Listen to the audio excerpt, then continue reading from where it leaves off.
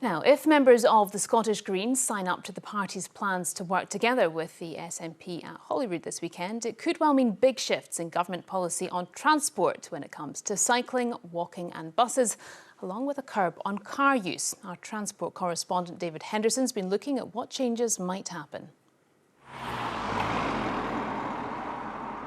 Gail Murray cycles to work, but her journey's rarely easy. There's plenty of traffic, especially in rush hour, and it's a challenge every day. But a few miles on, Gail goes off-road on a cycleway, and there the pressure's off.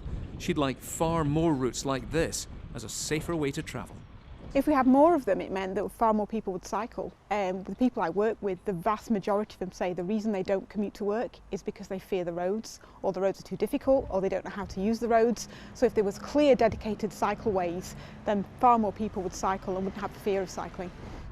If the Greens back a deal with the SNP, we're set for a huge rise in spending on cycling and walking routes, 10% of the entire transport budget within 4 years.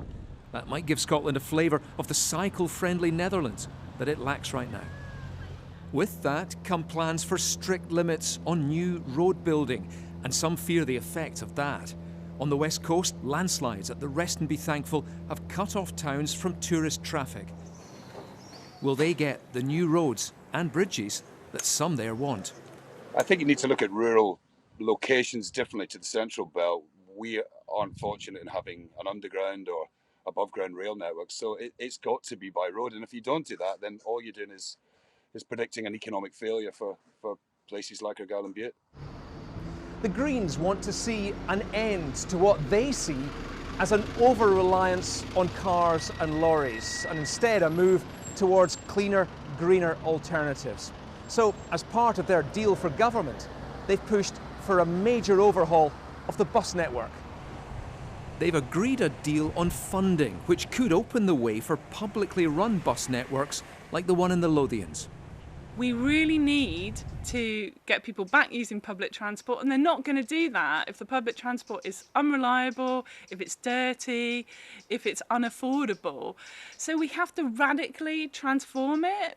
You know, we need to give people a brand new public transport system where it's beautiful buses, taking them where they need to go. They're clean, they're reliable, they're affordable.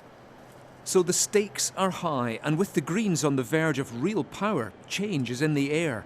But their challenge is to improve public transport so more drivers want to use it. David Henderson, reporting Scotland.